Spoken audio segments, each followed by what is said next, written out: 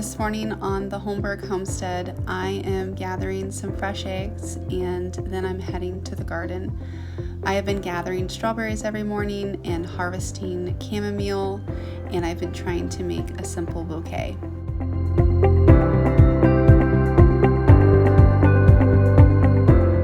It's here in the garden when the dew is fresh and it is quiet and the birds are chirping that I'm reminded that faithfulness doesn't have to be loud or showy. It's usually slow and it's steady and it's deeply rooted. Something that I have done differently this year with strawberries is completely trim off any runners, and I feel like this has given me larger berries, and I've been harvesting them fresh every day, picking off any little tiny ones and leaving the big ones so that we can continue to harvest these. There are so many strawberries. I've been washing them and freezing them because I think it will be so cool to see how many pounds of strawberries my garden produces this year.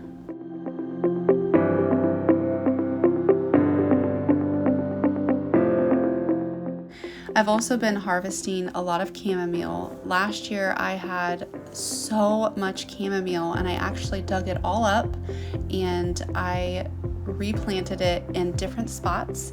And I think chamomile is very similar to peppermint. I love chamomile and use it so much, but it's very invasive and it replants itself very vigorously. So I am continuing to pluck chamomile out of my garden. It is best to pick your chamomile in the morning before the flowers have opened up. So I have been going and harvesting a lot of chamomile and drying it inside.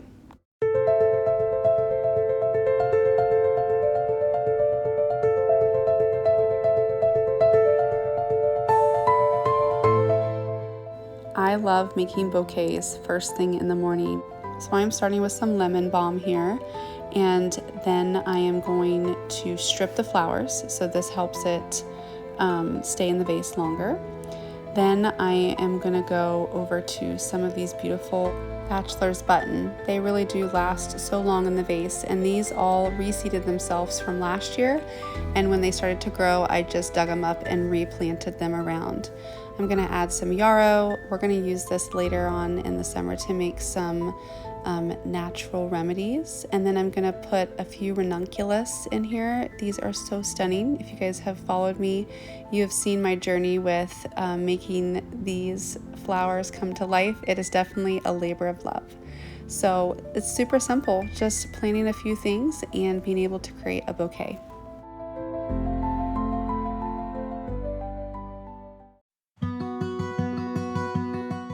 Chamomile is so easy to harvest and dry, so I just have it on a plate and set it in my kitchen. I'm going to go ahead and get started on breakfast. I made some muffins and I'm going to cook up some eggs, and we are going to get started with our morning. We have just been enjoying these summer days. We have been reading a proverb every morning that correlates with the day, and my kids have really enjoyed that, but we really want to start our day off with a schedule. If you are a stay-at-home mom or you have your kids home this summer, you know that when kids don't have a schedule, they just get a little out of control. So having something consistent that they can rely on is super helpful in our home. When we have so many kids, we have to have them be helpers in the home, and this is such a great way to help the flow and the rhythm of your home by including your kids and giving them responsibilities, but also having those conversations with them and how important they are and how much they bring to the home.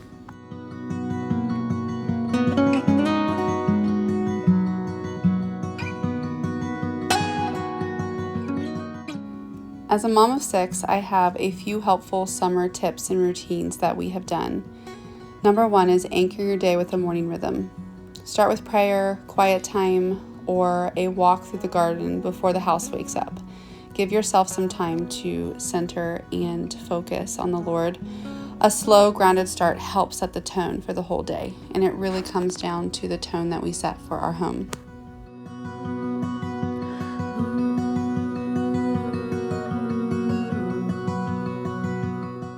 The next helpful tip is to use time blocks and not have schedules. Instead of strict hours or just having, strict schedules. Just divide your day into loose blocks. So we'll divide our day into morning chores, then we'll have outdoor time. Sometimes we will have quiet time or reading time. And then I also have my day divided up into kitchen prep or baking, and this helps offer some rhythm without having a rigid schedule.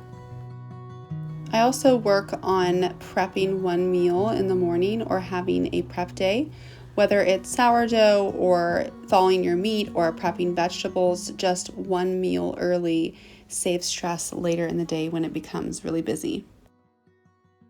So I'm printing off a few recipes, and I'm going to be prepping dinner tonight, but also making a double batch for future nights. And we're gonna see if we can get a few things moving. I always like to try to cook Mondays more intensely, because that sets me up for the whole week, and I can kind of pick and pull from that. We have a lot of leftovers as the week goes on, and that can help lighten my load a little bit as the week flows through. It's also summer here, and I don't really want to be in the kitchen as much, so I've been trying to get out into the garden a little bit, and then using the times in the afternoon to get some cooking done, get some baking done, just so that the summer can flow a little bit better and I'm not in the kitchen all the time.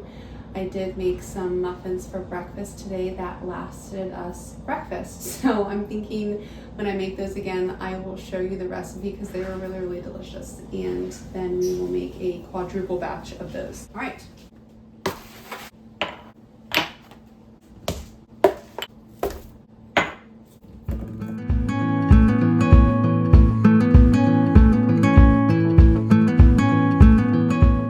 So for these chicken meatballs, I doubled the recipe, but the recipe calls for 1 pound of ground chicken, a half cup of breadcrumbs, 1/4 cup of grated Parmesan cheese.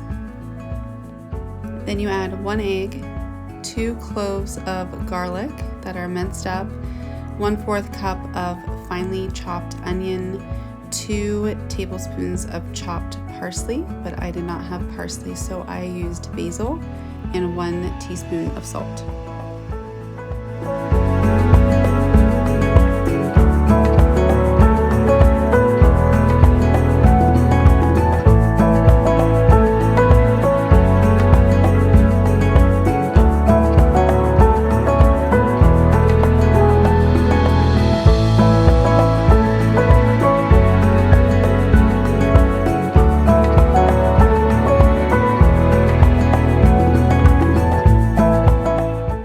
Recipe also calls for a half teaspoon of black pepper, a half teaspoon of paprika, and 2 tablespoons of olive oil.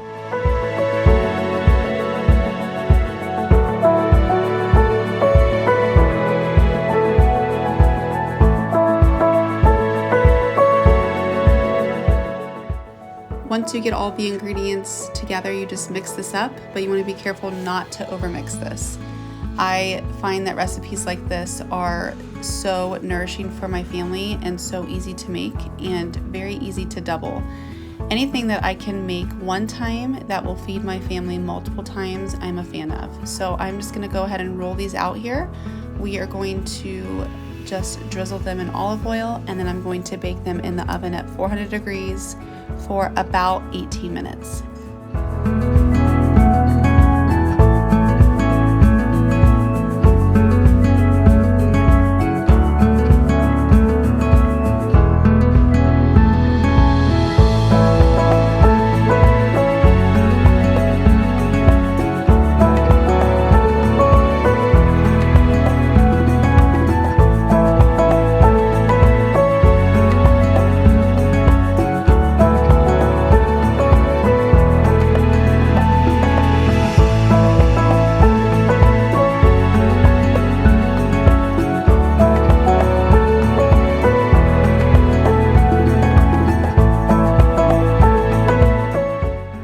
These meatballs turned out really good. They actually remind me of like homemade chicken nuggets. They have like this crispy outside because of the olive oil. So I went ahead and put half of these away before my family could eat them, because that's just how things happen in our home. And I am freezing these and saving these for a meal next week.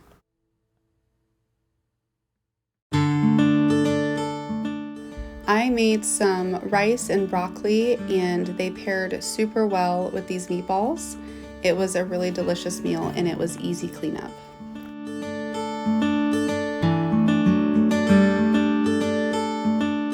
Since my kitchen was already a mess and a little chaotic, I decided to keep going, and I wanted to make some more granola bars. These are so easy to make, and my whole family loves them. I was really tired of just buying all of these bars that have seed oils in them. So I am mixing my butter. Yes, they're made with butter. 1/3 cup of butter, 1/3 cup of brown sugar, and 1/4 a cup of honey. You add all of those together over medium heat and mix it together till it bubbles. And then you remove it from the heat. You add 2 teaspoons of vanilla, 1.5 cups of quick oats, and 2.5 cups of crispy rice cereal. I also like to add 1 tablespoon of ground flax and 1 teaspoon of cinnamon. And you're just gonna mix this up, and you're gonna wanna keep it over the heat. Even after you turn it off, just keep it over the heat, because once it gets hard and cools down, it really is hard to work with.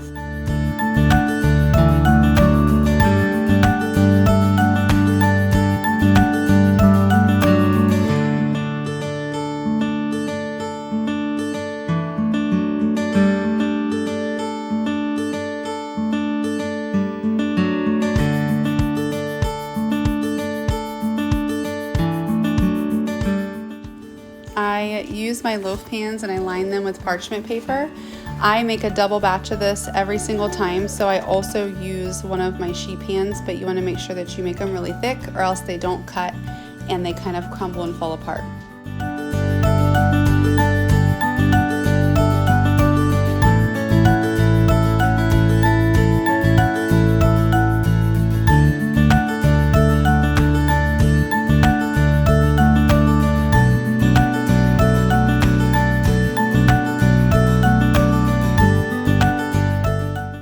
Once you have them into your bread pans, you can add chocolate chips. I like to add them while the mixture is slightly warm, because it melts the chocolate chips and it helps with the cutting of them once they're cooled. So I kind of just mix it around, and I'll flatten it down with a spatula or the back of my measuring cup, and I will pop these into the fridge for at least an hour, and then I'll bring them out and cut them. I was able to save a little bit from our meal, so I am putting that away for lunch. And now I'm going to slice these granola bars and get these in the fridge before heading out to some evening activities.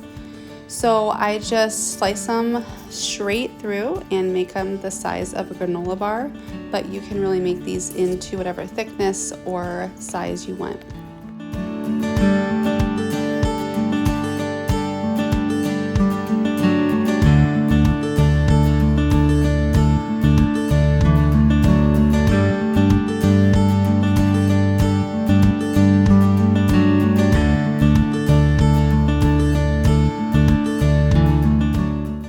As I finish making these granola bars for my family, it's nearing a time that we just kind of reset our home.